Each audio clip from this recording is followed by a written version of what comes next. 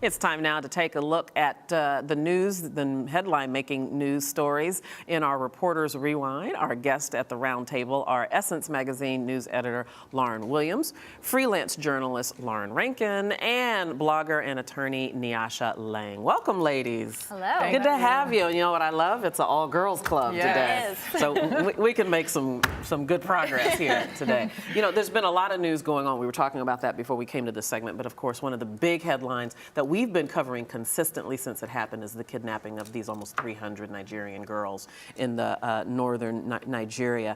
I think I want to start here, and I'll start with you, Lauren. You're new to the Reporters Rewind, and get your take on, if you will, the slow burn of getting attention. It took almost 3 weeks for quote-unquote mainstream media to really pay attention to this story. Right, and I think that was very much attributed to the Nigerian government's deeply flawed response. For a very long time, they just denied that it was actually happening. And Amnesty International today just released a report that said they had up to 4 hours of advance notice that the attack was happening and still did nothing for fear of retaliation from Boko Haram. So I think that really played a part into it. But the Nigerian citizens, the mothers and fathers and the families have really been galvanizing, I think, what is most of the attention that's been happening. They've been protesting all day, every day, and really forcing the international pressure, which has now had President Goodluck Jonathan actually, taking action and seeking that help. And Lauren Rankin, I understand you're not surprised at all that it took a little while for the international community to pay attention. No, I was horrified, but not surprised, in the sense that the West often sort of treats Africa as this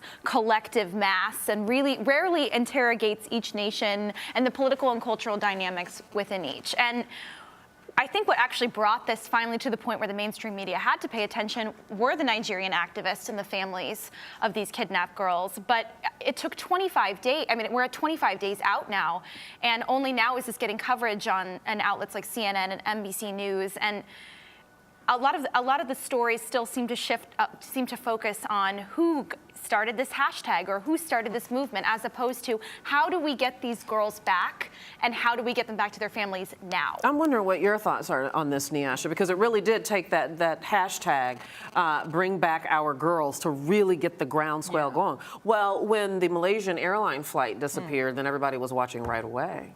That's true. I mean, there really were, I guess it was a situation that was in limbo, and a lot of, just like the young girls, but they weren't girls. You know, they were travelers, and there were Americans, and there were Europeans there. So I think it does shed light on the vulnerability of these young women.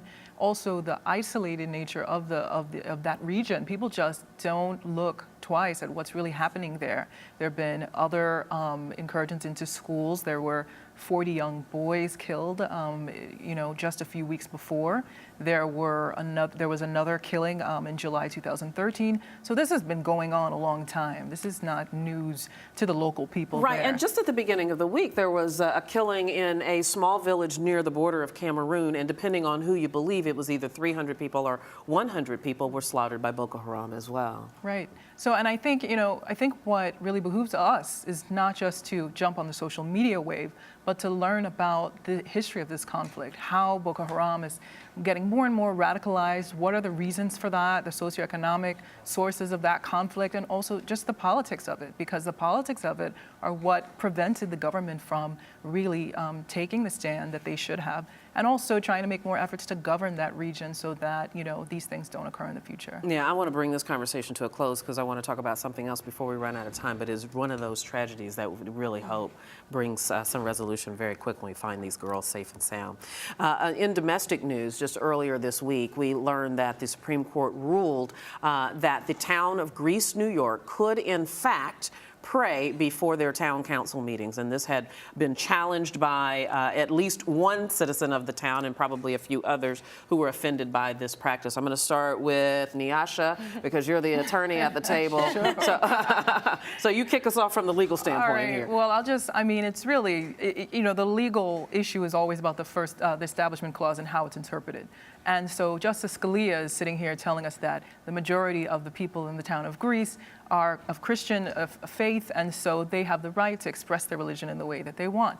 But of course, that means that that's impinging on the rights of others. That's always the conflict. And I think that, the people who brought the complaint are, really justified in saying we don't want to hear Jesus in the beginning of any oath, whether it's in school or whether it's in, in the council meeting or in the legislature. And I think that's always the fine balance. And I tend to agree with the people who brought the complaint. I think that the judgment was balanced in its interpretation, but at the end of the day, it erodes more and more on those people's rights. And of course, the big question here, I'll start with Lauren R. Not Lauren R. aren't Lauren W. Is this a slippery slope?